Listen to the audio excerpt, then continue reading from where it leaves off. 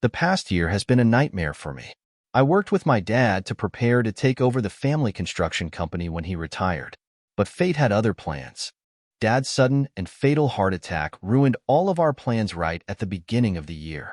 And yet, right after he passed away, I received another shock. My wife, who had been with me for 6 years, decided to leave me. I clearly remember the moment my mother called me, sending bad news about my father having a heart attack. At that time, I was on a business trip and rushed to the hospital, but when I got there it was too late. My father had passed away before I could arrive. After the funeral, I had to take charge of the business alone, from only partially participating to now having to make all the important decisions. This sudden responsibility severely affected my personal life. I'm always busy at the office or meeting customers and suppliers, which my wife, Angela, understands very well. Feeling abandoned, and although I tried to reassure her that this phase would pass, she sought comfort elsewhere, in the arms of Stephen Collins. When she announced that she was leaving her, it felt like a devastating shock. I sat there in disbelief, looking at her, unable to comprehend such a profound betrayal. Why? I know things have been very difficult, but why? I asked. She said, "You were never here. I ran into Stephen, and we talked. I'm sorry, Dave, but he was here and you weren't. I fell in love with him." Very sorry. Angela stood up and walked towards the door. "I'll come back when you've packed up and left." I watched the woman I loved walk out of my life. Angela is beautiful, tall, slim with long, shiny brown hair. I sat there and thought about the shock that Angela had just informed me. I noticed the divorce papers on the table. She wants the house, custody of daughter Millie, 30% of our savings, and child support. I packed my things and left. That weekend, I stayed at a hotel. The following week, I found a permanent place to live, renting a small 3-bedroom house on a quiet street. I didn't tell anyone at the company what happened. They would know. I don't want to discuss it with anyone. Collins owns a chain of building materials stores and is our largest supplier. Honestly, I don't know who initiated their relationship, and I don't care. I don't worry about the company because we have a strict marriage contract that my father asked me to sign. He doesn't want me to be disadvantaged. If Angela and I ever got a divorce, she signed it, and we both thought we would be together for the rest of our lives. What I'm most worried about is my daughter, Millie. I don't want to hurt her because of the divorce. Angela keeps the house and receives alimony for her children, and also alimony for her wife, but it will stop if she doesn't remarry. A year after the divorce, she married Steve and Collins, and they moved into the house I let her. Angela has custody of Millie, and I still see her often, during the 2 weekends each month. After a while, the weekends just went by when it was more convenient for them than for me. I tried calling, but there was always a reason why I wasn't with Millie on the weekend, whether she had this activity or we were going out again this weekend. Finally, I said I would have Millie when they decided it was okay, and I wouldn't bother them anymore. I didn't realize at the time that Angela had created a barrier between my daughter and me. What angers me the most is that I keep hearing Collins boast about his family and at the same time looking down on me. Angela's behavior and not being able to see my daughter was upsetting and always haunted me. When I realized her husband was putting me down, I just felt hatred for them. I was planning to pick up Millie that weekend, and I was looking forward to it. On Saturday, the girl asked me a question and called me Uncle Dave. I explained that I was not her uncle but her father, but Stephen was my father.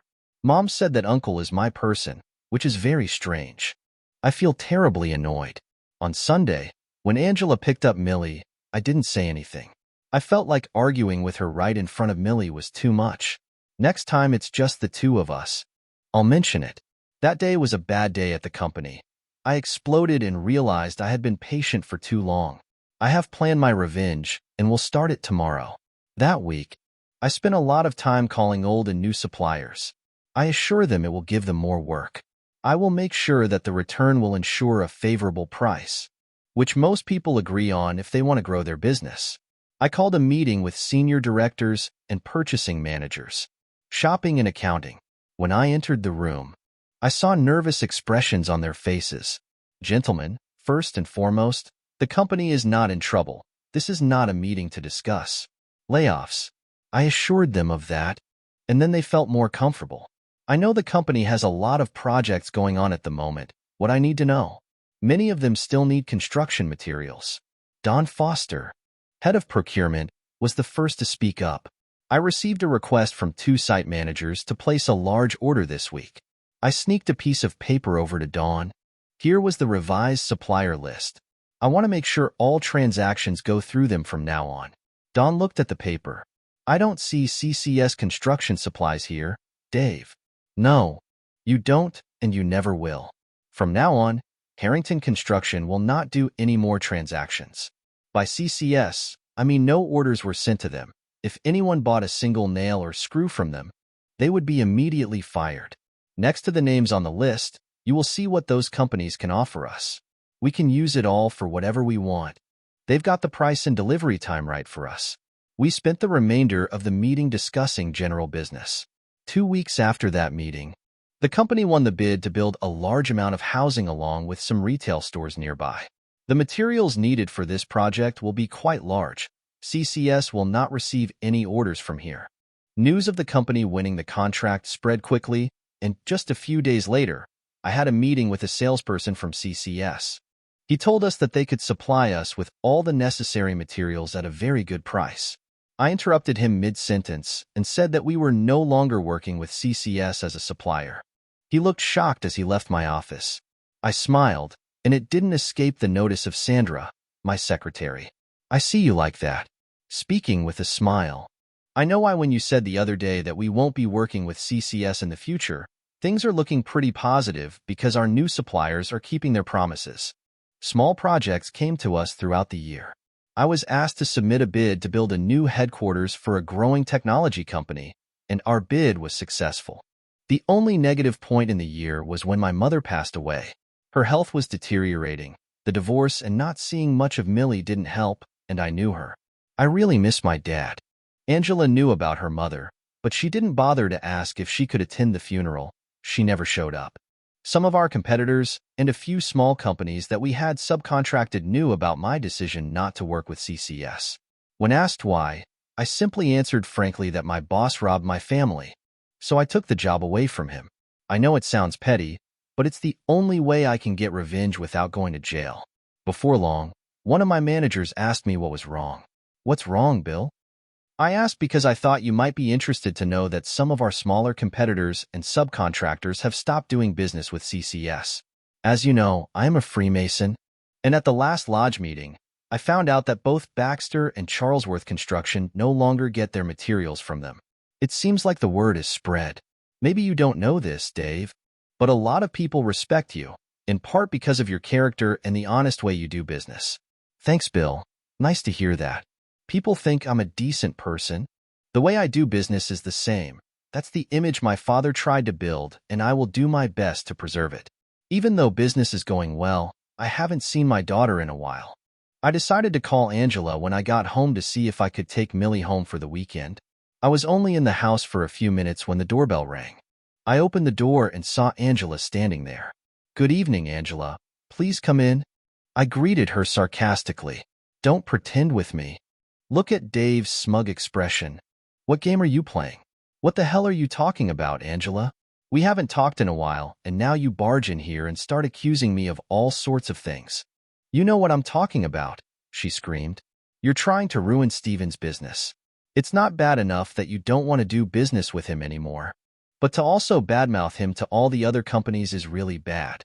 I know Angela is really angry because she cursed me twice in less than 2 minutes. I don't say anything to anyone, Angela. Most people do. I know what happened between me, you and Steven. If they have moved on to do business elsewhere, it has nothing to do with me. Now if you have nothing more to say, then go away. I haven't eaten anything and I'm hungry. I slammed the door behind her and smiled to myself, glad to know Collins was having a hard time. After eating, I called Angela and asked if I could pick Millie up for the weekend. She was still angry and hesitated for a moment before finally agreeing to take Millie over on Saturday morning. Millie and I were having a bad day. That day at the zoo, we stopped for hamburgers on the way home. I asked her how she felt at school. She said, "Good, Dad. The teacher said I study very well. Mom wanted me to transfer to another school, but I didn't go. I'm glad that all my friends go to the same school as me.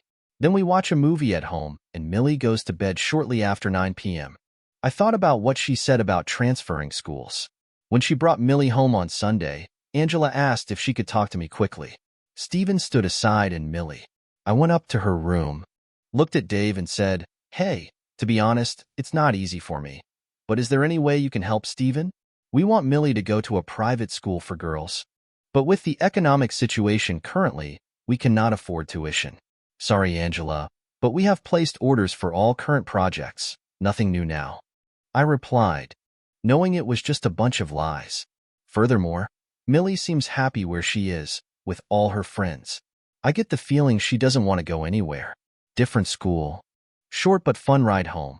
I know CCS is having a hard time staying afloat, and without more customers, they will soon go bankrupt. Collins has closed 2 warehouses. Now only the main yard and office building remain. When I told Angela we had no new customers, I tried to keep a calm expression. In fact, we have more work now than ever before. I feel good knowing she and Steve are struggling. What I'm most worried about is Millie. She's the innocent one in the middle of this mess. A few months later, Don Foster informed me that CCS had ceased operations and filed for bankruptcy. With summer vacation coming up, I took the opportunity to spend some time with Millie. Angela seemed relieved to not have to take care of her for a few weeks. I took a vacation for the first time in many years. Millie and I spent 2 weeks in Florida, visiting Disney World and many other attractions. At the end of those 2 weeks, I felt tired but happy. I don't know what's going on at home because there was no call. Things must have gone wrong. It was late when we got home. Millie went straight to bed. I packed a few things from my suitcase and went to bed right after that. The next morning, we had breakfast before going to Angela's house. Angela wasn't in a very good mood, but she listened as Millie kept talking about the holiday and the places we had been to. I asked casually where Stephen was. "I don't know," said Dave, Angela said. "He asked me to borrow more money to remortgage his house to save his business. When I refused, he left and never came back. I haven't heard anything from him for the past few days." I apologized and went home. I have a lot to do before going back to the office on Monday. Angela called me mid-morning on Monday, asking if I was okay. Can you give her some advice? It turns out that Stephen is missing some things that need to be done to sell the company. I advise her that if she is not a director and the house is not attached to the company, then there is no need to do it whatever. That's Stephen's problem, not hers. I invited Millie to stay with me if it would help her, but she refused and still thanked me. I must have smiled because Sandra commented that I seemed to enjoy CCS getting into trouble. "I don't care about him and Angela," I replied. "I only care about Millie." Angela accepted my offer to help with Millie, and she stayed with me for a few weeks. I took her to school on time and also made sure to pick her up. One of the advantages of being a boss is that I also know other managers. In the office, it's fine without me for a few hours a day. I'm enjoying time with my daughter.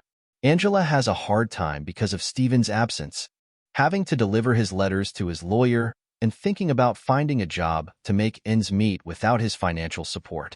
Even in that situation, she never came to me for help finding a job, and in fact, I didn't intend to hire her. Stephen has disappeared, leaving all legal matters to his lawyer. Meanwhile, a small company I work with bought back some properties at a bargain price and gave them a new headquarters.